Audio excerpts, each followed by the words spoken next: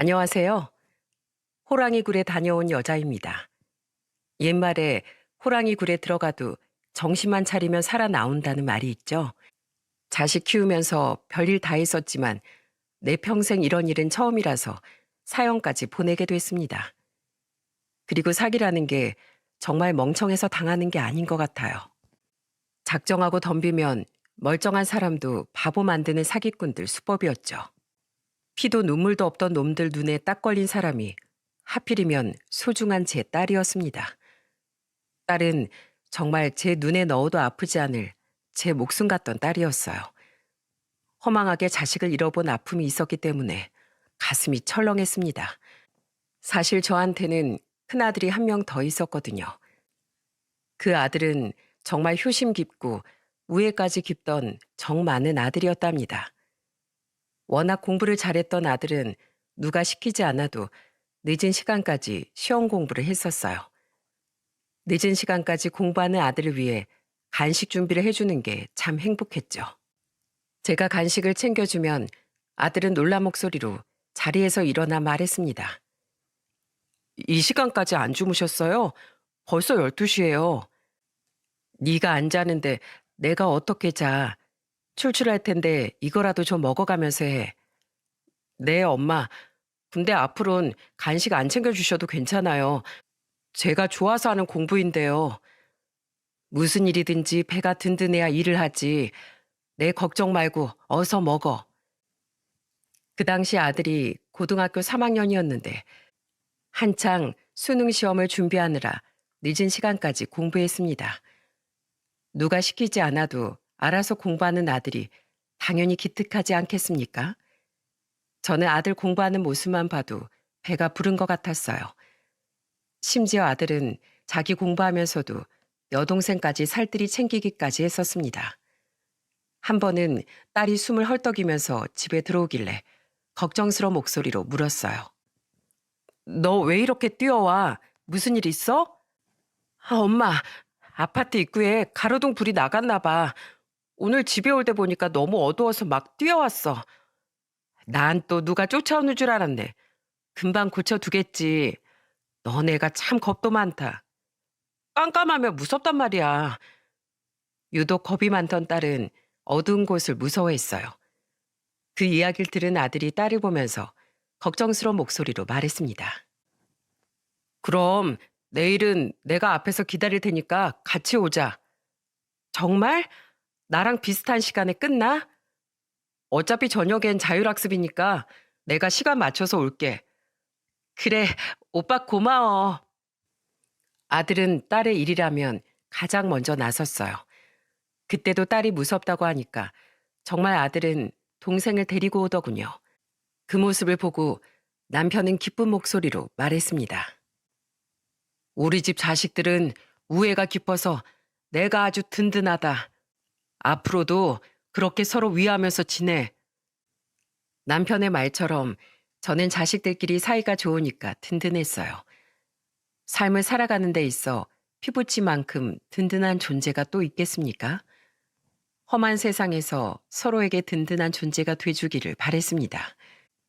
하지만 저의 이런 바람을 무참히 깨뜨리는 전화가 한 통 걸려왔어요. 그 전화는 아들 담임 선생님한테 걸려온 전화였습니다. 어머님, 저 지훈이 담임입니다. 지훈이가 학교 화장실에서 갑자기 쓰러져서 응급실에 실려왔어요. 빨리 병원으로 와보셔야 할 것 같아요. 네? 우리 지훈이가요? 네, 자습을 하다가 화장실에 다녀온다고 하더니 돌아오지 않길래 확인해 보니까 쓰러져 있었어요. 우선 상태가 위급하다고 하니까 어서 와보셔야 할 것 같습니다. 속 한 번 썩힌 적이 없던 아들이 쓰러졌다는 전화를 받고 가슴이 철렁했어요. 제 눈으로 보기 전까지 청천벽력 같은 소식을 믿을 수 없었습니다. 정신이 반쯤 나간 채 남편과 같이 병원으로 갔던 것 같아요. 병원에 가보니까 이미 숨을 거둔 아들이 누워 있었어요. 우리 지훈이가 왜 흰 천을 덮고 있어요? 애가 아프면 이불을 덮어주셔야죠. 저는 의료진의 안내를 받고 아들 앞으로 갔습니다. 그런데 흰 천을 덮고 있는 걸 보고 기절하는 줄 알았어요. 의사를 붙들고 숨이 넘어갈 듯한 목소리로 빌었습니다. 제발 살려주세요. 우리 아들 이렇게 가면 안 돼요. 빨리요. 죄송합니다. 병원에 도착했을 때 이미 심폐소생술도 어려웠던 상태였습니다. 그럴 리가 없어요.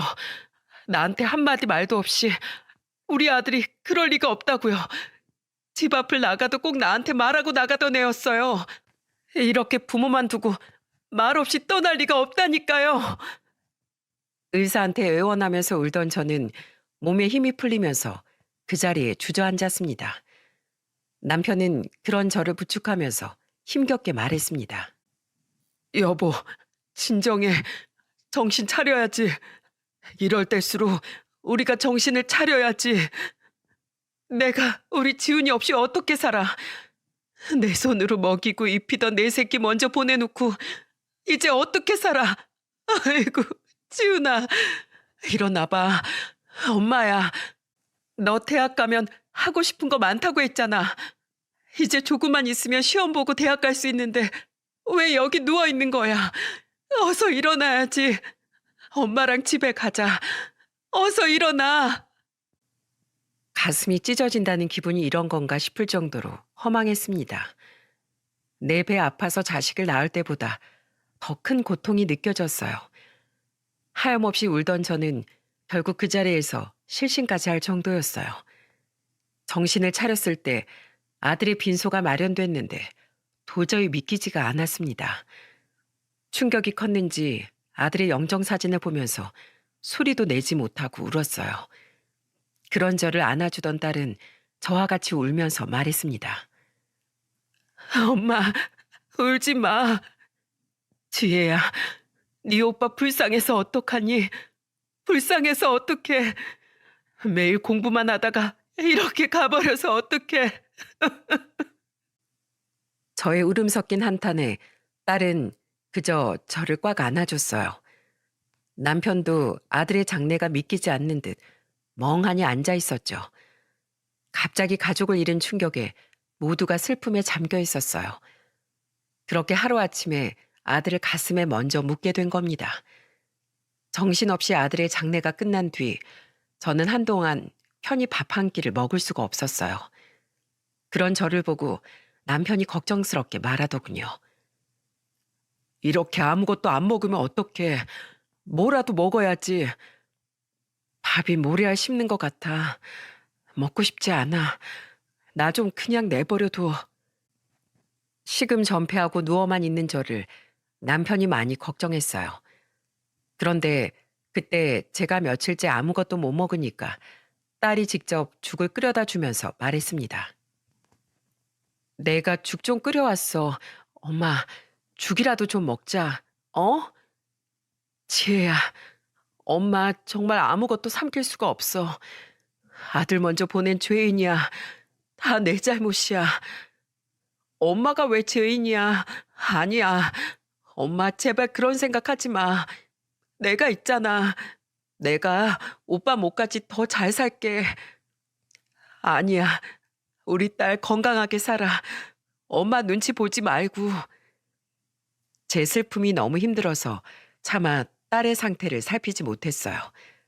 그런데 딸이 제 눈치를 보면서 아들 목까지 열심히 살겠다고 하는 말에 깜짝 놀랐어요. 이러다 딸한테 부담을 줘서 힘들게 할까봐 겁났습니다. 그 후 저는 아들이 쓰던 방을 남편과 딸이랑 같이 정리를 했어요. 그 후 저는 하나뿐인 딸을 애지중지 키웠습니다. 딸이 피아노를 배우고 싶다고 해서 대학 준비까지 도왔어요. 그리고 딸이 학교가 끝날 시간이 되면 아이 학교 앞으로 딸을 데리러 갔었습니다. 딸은 그런 저를 보면서 미안한 목소리로 말했어요. 엄마, 이렇게 매일같이 학교 앞으로 안 와도 괜찮아. 아니야, 엄마가 우리 딸 빨리 보고 싶어서 오는 거야. 그래, 그게 엄마 마음 편하게 하는 방법이면 그렇게 해. 딸이 고등학교 3학년이 됐을 때 저는 늘 딸을 데리러 다녔습니다. 집에서 가만히 딸을 기다리는 시간이 초조했거든요. 그런 저를 잘 알고 있던 딸은 제 마음을 가장 잘 알아줬어요. 그렇게 딸과 저는 친구처럼 가깝게 지냈습니다. 이런 귀한 딸이 어느새 대학까지 졸업해서 피아노 학원을 차렸을 때 너무 기뻤어요. 남편은 딸의 학원을 둘러보면서 뿌듯한 목소리로 말했습니다. 우리 딸이 이젠 어린애들을 가르치는 거야? 당연하지. 아빠 딸 멋있지? 그래, 우리 딸 아주 잘 컸네. 어디 제대로 한번 해봐. 딸은 과외를 하면서 모아둔 돈과 대출까지 좀 껴서 작은 학원을 차렸습니다. 그리 넓은 공간은 아니었지만 딸은 학원에서 아이들을 가르치는 일을 즐거워했습니다. 그런 딸한테 제대로 된 학원 하나 차려줄 형편이 안 되니까 너무 미안했죠. 그렇게 시간이 흘렀고 딸의 학원도 점차 자리를 잡아가고 있었습니다. 그리고 딸이 30 후반쯤 됐을 때 저는 처음으로 딸의 남자친구를 소개받게 됐어요. 딸이 연애하고 있다는 건 알고 있었지만 정식으로 소개받는 건 처음이었습니다. 예비 사위는 저와 남편을 보면서 씩씩한 목소리로 인사했어요. 안녕하십니까? 저는 문용남이라고 합니다. 남편은 씩씩한 목소리로 인사하는 예비 사위를 보고 호탕한 목소리로 말했습니다. 이렇게 만나서 반가워요. 그동안 너무 궁금했는데 이제야 만나게 되네요. 저도 빨리 인사드리고 싶었는데 초대해 주셔서 감사드려요. 아들이다라고 생각하고 말 편히 해주세요. 그럴까? 둘이 만난 진 얼마나 된 건가? 한 1년 됐나? 저희 1년 반 정도 됐습니다. 제가 지혜 덕분에 사업도 번창하고 좋은 영향을 많이 받고 있습니다. 사업한다고 듣긴 했는데 사업을 크게 하는 건가? 점점 늘려가고 있는 중이에요.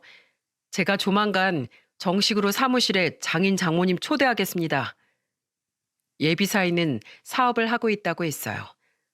남편이 궁금한 듯 물어보니까 사무실까지 소개해주고 싶다고 하더군요.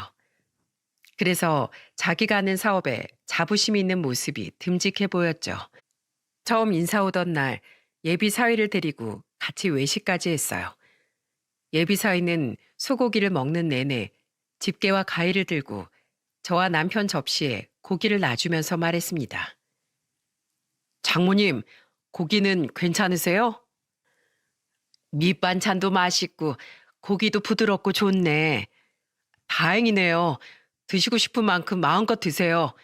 오늘은 예비사위가 제대로 대접하겠습니다. 무슨 소리야? 우리가 사야지. 우리가 초대했는데 무슨 그런 소리를 해. 아닙니다. 이렇게 예쁘고 현명한 지혜 잘 키워주신 덕분에 제가 만날 수 있었잖아요. 당연히 제가 사야죠.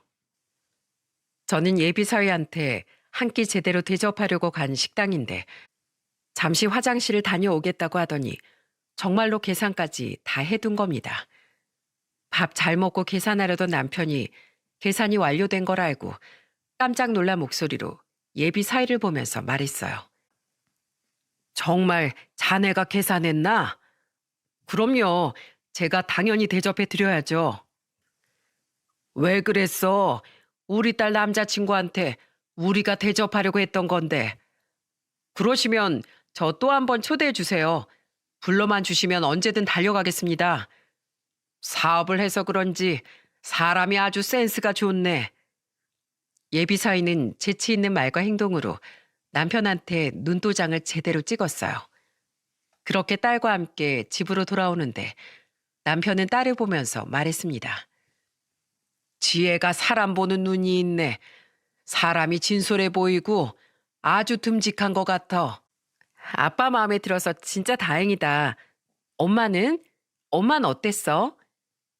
딸은 저를 보면서 궁금한 듯 물었습니다. 첫인상이 나쁘지 않은 것 같아. 아직 한 번 봐서 그런가 자세히 모르겠다. 반응이 왜 그래? 엄만 별로였어? 아니, 아직 한 번 본 사이니까 그렇지. 첫인사 나누고 밥 한 끼 먹었을 뿐인데 어떻게 사람을 다 알 수 있겠습니까?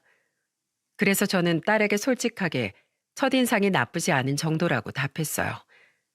이런 저의 반응이 신경 쓰였는지 딸은 며칠 뒤 예비 사이가 초대했다면서 사무실로 저희 부부를 데리고 간 겁니다. 가보니까 사무실도 깔끔하고 넓었어요.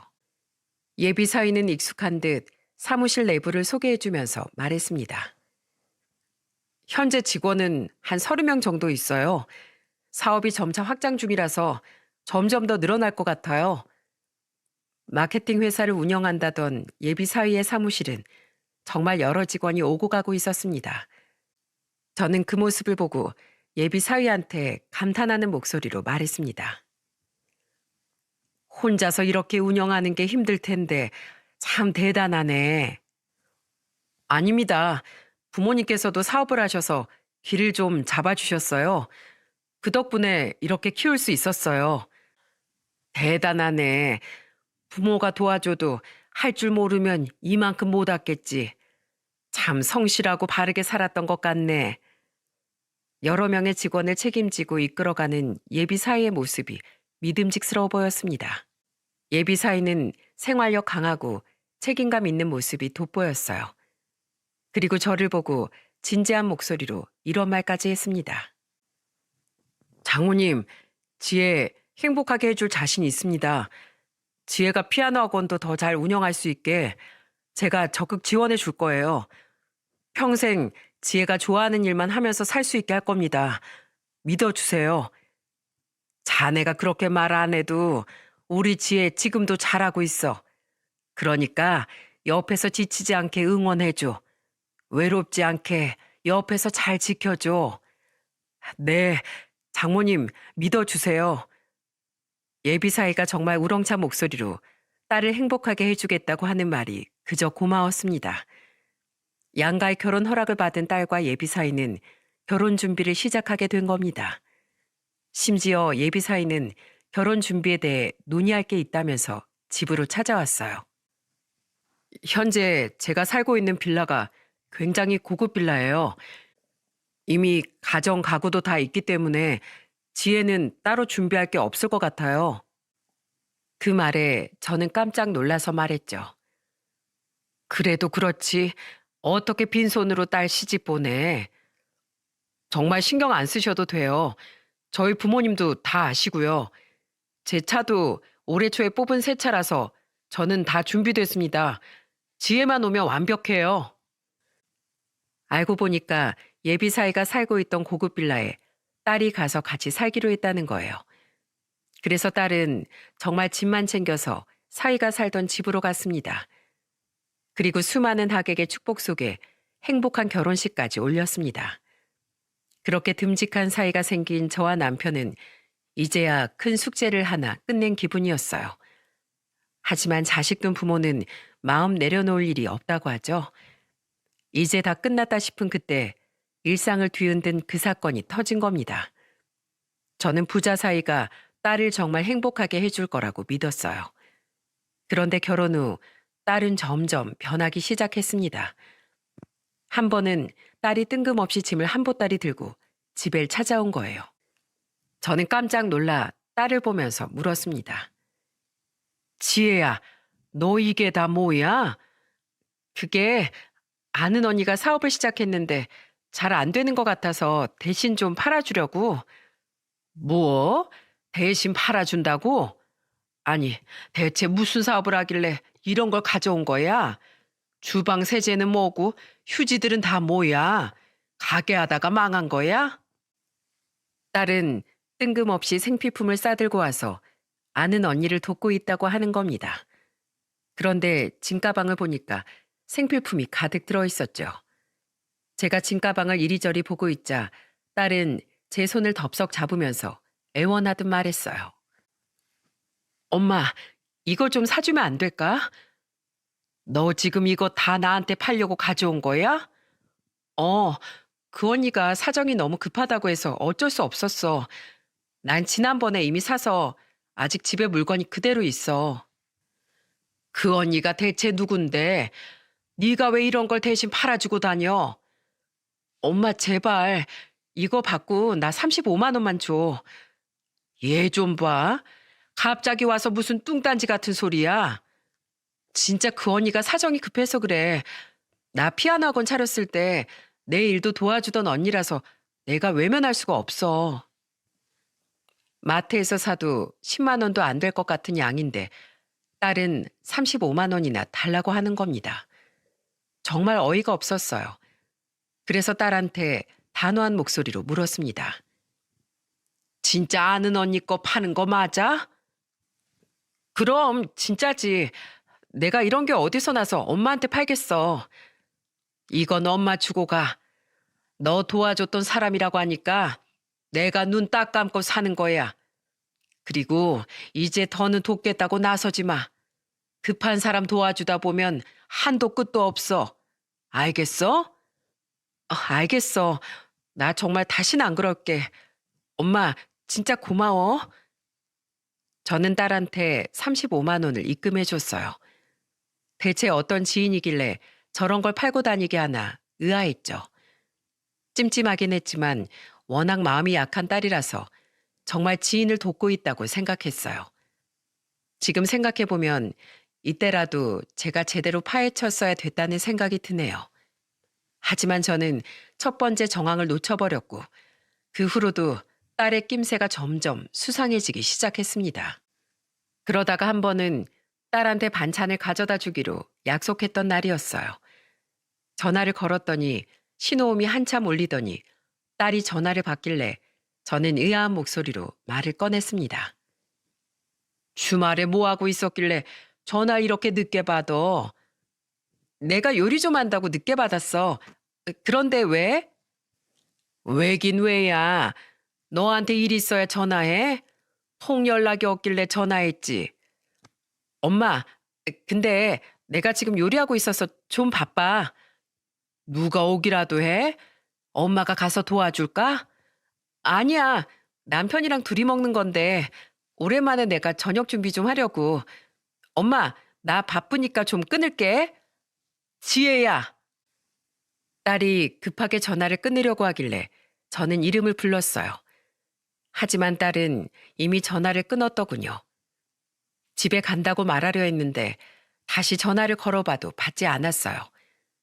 그래서 저는 남편과 반찬을 좀 챙겨서 딸의 신혼집으로 출발했죠. 그런데 딸의 신혼집 앞에 도착하니까 들어가는 법을 모르겠더라고요. 그래서 딸한테 전화했더니 아예 전화기가 꺼져 있는 게 아니겠어요?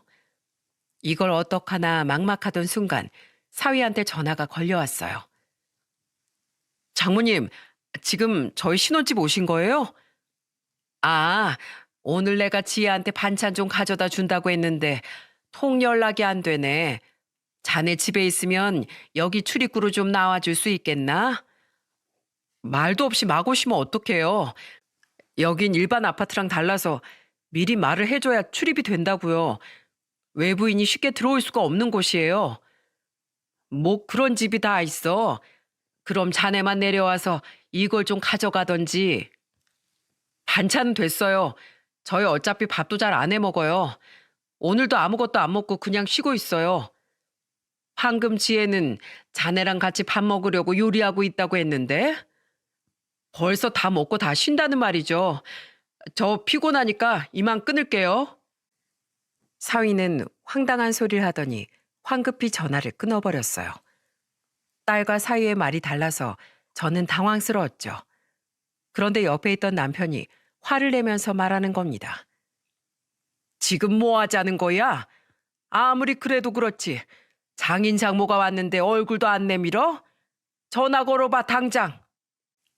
남편은 잔뜩 화난 목소리로 역정을 냈어요. 그래서 사위한테 전화를 걸었죠. 하지만 사위는 끝내 전화를 받지 않았습니다. 답답했던 저는 딸한테 전화를 걸자 딸은 힘이 없는 목소리로 전화를 받았어요. 엄마, 지혜야, 너 목소리가 왜 그래? 어디 아파? 아니야, 나 청소하고 주방 정리하느라 힘들어서 그래. 너 진짜 무슨 일 있는 건 아니지? 문서방한테 전화해보니까 너랑 밥 안 먹었다고 하던데. 아, 오늘 남편이 속이 안 좋다고 안 먹었어. 미안해, 엄마. 내가 엄마한테 오지 말라고 말한다는 걸 깜빡했어. 지혜야, 너 정말 괜찮은 거야? 어디 아픈 거 같은데. 나 진짜 괜찮아. 근데 엄마, 나 방금 두통약을 먹어서 조금 쉬어야겠어. 그래, 그럼 푹 자고 일어나서 전화해. 어, 엄마 미안해. 내가 입구 들어오는 비밀번호 문자로 남겨놓을게. 미안해. 저는 결국 딸의 전화를 그렇게 끊었습니다. 다 죽어가는 목소리로 전화를 받아서 뭘 더 물어볼 수가 없었어요.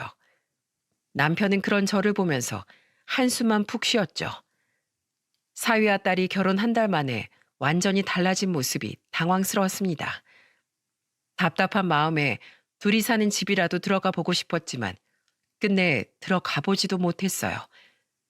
결국 남편과 저는 딸을 보지 못하고 집으로 돌아와야만 했죠. 남편은 저한테 걱정스러운 목소리로 물었어요. 둘이 싸운 거 아니야? 아까 지혜 목소리 어땠어? 머리가 아픈지 두통약 먹고 잔다고 했는데 내일 내가 피아노 학원으로 한번 가봐야겠어. 뭘 속 시원하게 알 수가 없네. 아유, 속 터져. 남편은 답답했는지 화를 내면서 방으로 들어가 버렸어요. 그리고 저는 다음 날 딸이 일하는 피아노 학원으로 갔습니다. 그런데 저는 딸의 피아노 학원에 도착했다가 깜짝 놀랐습니다. 피아노 소리가 울려야 할 학원 문이 굳게 닫혀 있는 거예요. 심지어 한동안 와보지도 않은 건지 문 앞에 광고 전단지가 쌓여 있었어요. 다급하게 딸과 사이한테 전화해봤지만 역시나 둘 다 전화를 받지 않았습니다.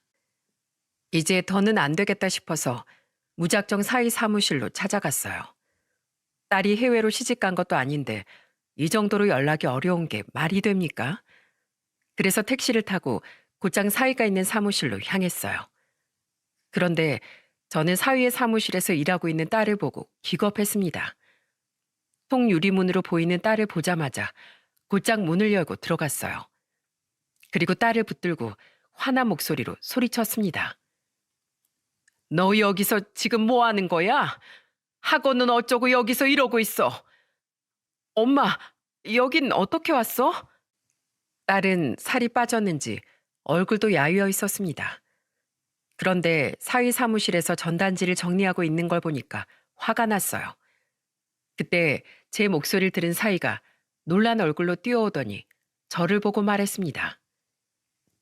장모님, 여긴 어쩐 일이세요? 어쩐 일로 여기로 오냐고? 자네 어젠 대체 무슨 일이야?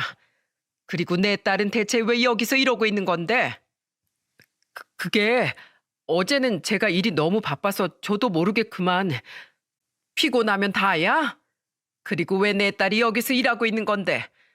자네가 분명히 내 딸 피아노 학원 운영하는 거 밀어준다고 했잖아. 그런데 왜 여기서 이런 일이나 하고 있는 거야? 저희 직원 한 명이 갑자기 회사를 그만둬서 일손이 좀 부족해서 그랬어요. 아무리 부부라도 일은 정확하게 해야지. 우리 딸도 엄연히 하는 일이 있는데 자네가 그래야겠어?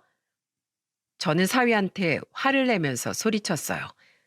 살도 빠지고 하고 싶은 일도 못하고 있는 딸의 모습이 기가 막히더군요. 그런데 그때 잔뜩 화가 난 저를 말리는 사람은 안사돈이었습니다. 사돈 오셨어요? 많이 놀라셨죠? 저도 아들 하는 일이 바쁘다고 해서 도와주러 왔어요. 네? 안사돈도 여기 일하러 오셨다고요? 네. 아들이 급하다는데 어떡하겠어요. 며느리도 와서 여기 일하고 있는데 제가 가만히 있으면 되겠어요? 안사돈은 저한테 자기도 사위 일을 도우러 왔다고 말했어요. 그런데 일하는 사람치고 머리부터 발끝까지 너무 화려한 모습이었죠. 그래서 저는 의심스러운 목소리로 안사돈을 보면서 물었습니다.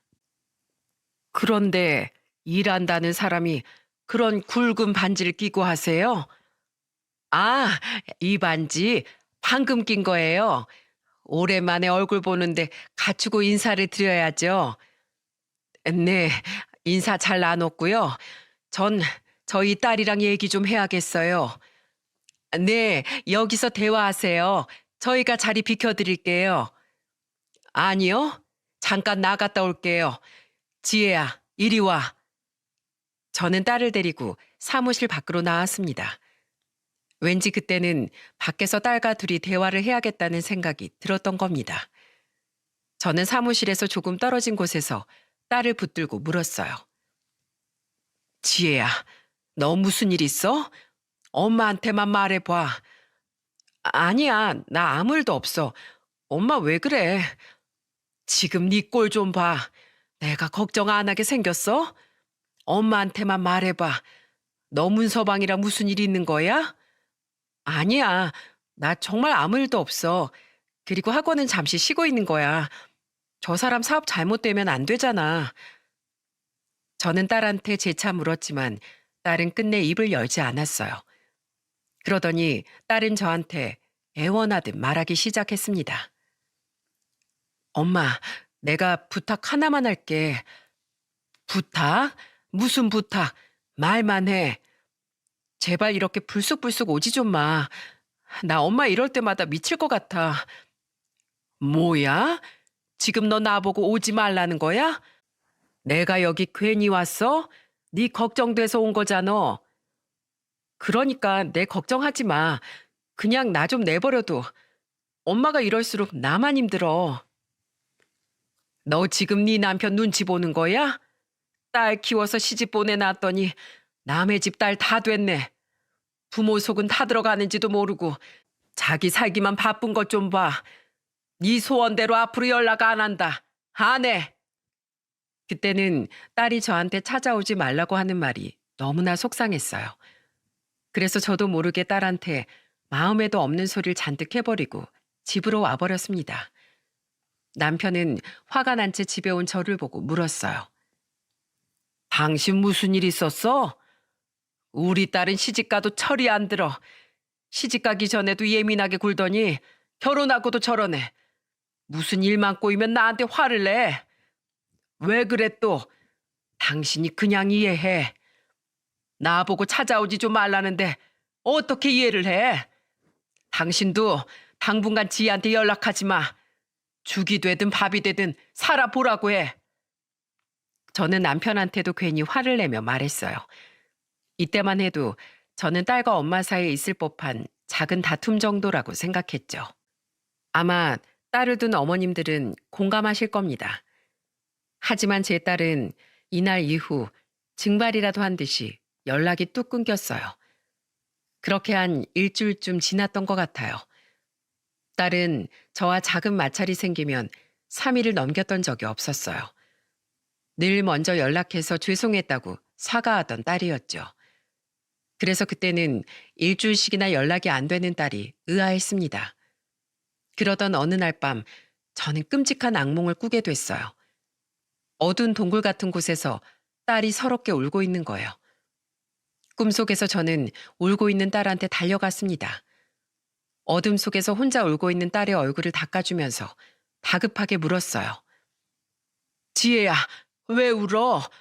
너 몸에 상처가 왜 이렇게 많아? 엄마, 살려줘.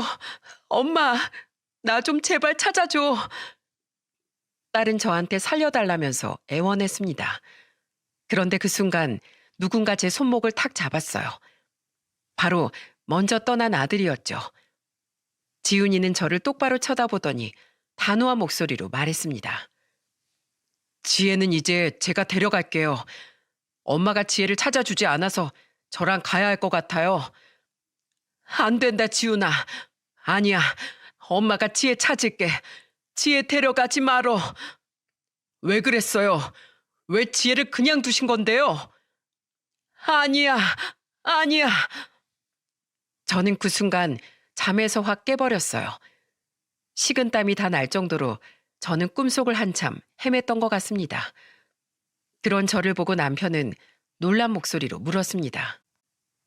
당신 괜찮아? 악몽 꾼 거야? 아무래도 지혜가 이상해, 여보. 우리 지혜한테 가보자. 그때 지혜가 출입구 들어오는 비밀번호 문자로 보내준 문자 아직 남아있어. 당신 괜찮은 거야? 그래도 아침부터 신혼인 딸네 집 가는 건 아니지 않아? 지금 그게 문제가 아니야. 얼른 가봐야겠어. 내 눈으로 직접 봐야겠다고. 악몽을 꾼 저는 당장 딸이 잘 있는지 봐야 안심이 될 것 같았어요. 그래서 저는 곧장 딸의 집으로 향했죠. 떨리는 손으로 딸이 보내준 문자를 확인하고 입구로 들어갔습니다. 엘리베이터를 타고 올라가는 내내 저는 손이 떨려왔어요. 엘리베이터 문이 도착하자마자 저는 곧장 딸의 집 초인종을 눌렀죠. 그런데 아무리 눌러도 인기척이 없는 겁니다. 답답한 저는 현관문을 주먹으로 내리치면서 소리쳤어요. 지혜야, 엄마야, 문 좀 열어봐. 지혜야. 여보 왜 이래? 내가 전화라도 해볼게. 아무것도 모르는 남편은 휴대폰을 꺼냈습니다. 그런데 그때 옆집 문이 열리더니 옆집 여자가 저를 보고 놀란 목소리로 말했어요. 그 집 빈집인데 거기서 뭐 하세요? 빈집이라뇨? 여기 우리 딸 신혼집이에요. 그 신혼부부 급히 이사 갔는데요. 이사를 갔다고요? 어디로요? 그건 저도 모르죠. 어머님은 모르세요? 저는 옆집 여자의 말에 대답할 수가 없었습니다. 남편도 그제야 심각성을 깨닫고 저한테 불안한 목소리로 말했어요. 여보, 얘네들 전화를 안 받아. 진짜 무슨 일 있는 거 아니야? 안 되겠어. 우리 그 회사 찾아가 보자. 남편과 저는 급히 아파트를 나와서 사위 회사로 향했습니다. 가는 내내 저는 두 손을 모아서 아무 일도 없기를 기도했어요. 하지만 사위 회사에 도착한 저와 남편은 그야말로 입이 떡 벌어졌습니다. 일주일 전만 해도 사무실이었던 자리가 텅 비어 있는 거예요. 저는 놀란 목소리로 남편을 붙들고 물었습니다. 여보, 주소 잘못 찾아온 거 아니야? 여기 분명히 사무실이 있었잖아. 그러니까 여기가 맞는데. 아니, 대체 이게 무슨 일이야? 여보, 경찰 불러, 경찰, 빨리. 제 말에 남편은 경찰에 신고했어요. 신고를 받고 출동한 경찰은 저희가 하는 말을 듣더니 재차 확인하듯 물었습니다. 여기 사무실이 있었다는 말씀이시죠? 네, 맞아요. 분명히 여기 사이간의 사무실이 있었다고요. 우선 조사를 좀 더 해봐야 알겠지만 다단계가 의심스럽네요. 다단계요? 일주일 만에 사무실이 증발하듯 사라졌으면 그것밖에 없어요. 우선 조사해보고 연락드릴게요. 그럼 제 딸은요? 딸도 없어졌는데요. 걱정 마세요.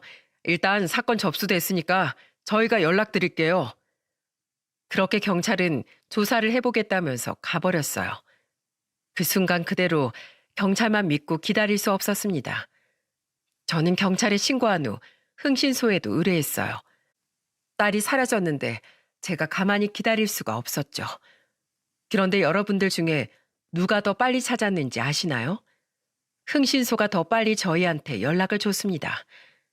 저희가 의뢰하고 며칠 지나지 않았는데 담당 직원한테 바로 연락이 온 겁니다.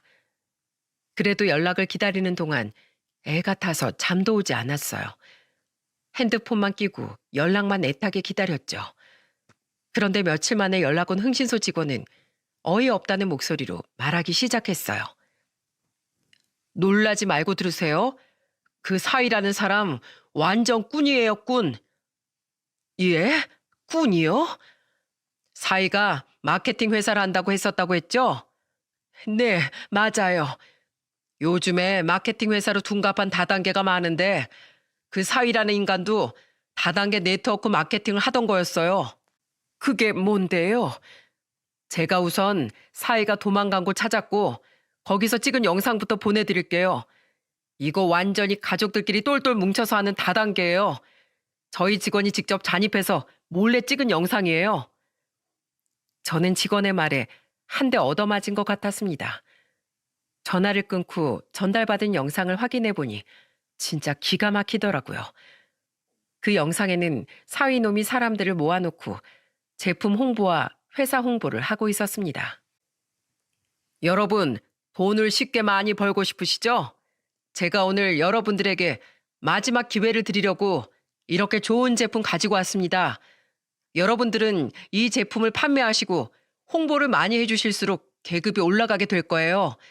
한 단계씩 올라갈수록 수당 금액도 상승합니다. 그리고 추가로 지인을 추천할 경우 추가 수당도 저희 두둑하게 반드시 챙겨드리겠습니다. 부자가 되고 싶으시다면 반드시 저를 믿으셔야 합니다. 그 영상을 보니까 정말 다단계 느낌이 확 났습니다. 영상을 보니까 사이 뒤에는 사돈 부부도 서 있었습니다. 알고 보니까 사람들을 끌어모아서 물건을 판 뒤에 또 다른 지인들까지 끌어오게 만드는 구조였어요. 그런데 그 영상 어디에도 딸이 보이지 않아서 저는 초조했습니다. 경찰과 한참을 달려간 끝에 사무실을 급습했어요. 경찰이 들이닥치자 그 자리에 있던 사람들이 모두 도망을 치기 시작했습니다. 저는 가장 먼저 사이놈을 찾았고 사이놈은 노트북을 챙겨서 달아나려다가 저한테 딱 걸리고 말았어요. 사이놈을 보고 경찰을 보면서 소리쳤습니다. 여기 있어요. 사기꾼 이 사람이에요. 저기 도망가는 아줌마 아저씨도 한패예요. 빨리요. 저와 남편이 소리치면서 말하니까 같이 온 경찰들이 재빨리 달려가 세 사람을 각자 붙들었습니다. 그 와중에도 사이놈은 억울하다는 듯 말했어요. 선량한 시민 이렇게 막 체포해도 됩니까? 예? 뚫린 입이라고 아무 말이나 하는 사이놈을 보고 화난 목소리로 소리쳤습니다. 뭐? 선량한 시민? 불법 회사 차려놓고 사기치는 놈이 선량한 시민? 내 딸 어디다 숨겼어? 내 딸 내놔. 몰라요. 나도 모른다고요. 사이놈은 모른다고 뻔뻔하게 소리쳤어요. 그때 경찰들과 남편은 그 건물을 구석구석 뒤지고 다녔죠. 딱 보니까 사이놈은 쉽게 입을 열지 않을 것 같았습니다. 그런데 그 순간 한 경찰이 소리쳤어요. 여기 여성 피해자가 있습니다. 그 소리를 듣자마자 저는 바로 달려갔습니다. 그곳은 바로 사기꾼 일당들의 숙소였어요. 저는 낯선 곳에서 벌벌 떨고 있는 딸을 보고 눈물을 흘리면서 소리쳤습니다. 지혜야, 엄마야, 엄마 왔어. 엄마, 나 좀 살려줘. 제발. 괜찮아. 엄마 왔어. 이제 다 괜찮아. 저는 사시나무 떨듯 떨고 있는 딸을 끌어안았어요. 완전 겁에 질린 딸은 제 품에 안겨서 오열하며 울었습니다. 하염없이 우는 딸의 머리를 어루만지는데 딸은 오열하면서 말했어요. 엄마, 나 여기 감금됐었어. 도망치다 잡혀서 핸드폰이랑 카드도 다 뺏겼어. 감금? 너 감금시킨 놈들이 설마 널 때렸어? 상처는 다 뭐야? 맨발로 도망치다가 잡혔어. 진짜 살고 싶어서 죽기 살기로 도망쳤는데 잡혀서 맞은 거야. 그 가족이 날 이렇게 때렸어. 엄마가 미안하다. 너무 늦어서 미안해. 더 빨리 왔어야 했는데 미안하다. 저는 딸과 부둥켜 안고 한참을 울었어요. 딸은 양발에 상처가 가득했고 팔과 다리 할 것 없이 온몸이 멍투성이었습니다. 제 품에서 키울 때도 손 한 번 대본 적 없던 딸인데 억장이 무너졌어요. 결국 그 사기꾼 일당들은 현장에서 체포됐죠. 남편과 저는 딸을 챙겨서 같이 경찰차에 탔습니다. 저는 차 안에서 딸의 손을 놓을 수가 없었어요. 경찰서에 도착한 뒤 딸은 피해자 진술을 시작했어요. 딸이 힘겹게 털어놓은 이야기는 충격적이었습니다. 제 통장에 1억 3천이 있다는 걸 알고 그 돈을 뺏으려고 했어요. 통장 비밀번호 알려줄 때까지 저를 저 사람들이 돌아가면서 때렸어요. 시댁 식구들이 돌아가면서 폭행을 한 겁니까?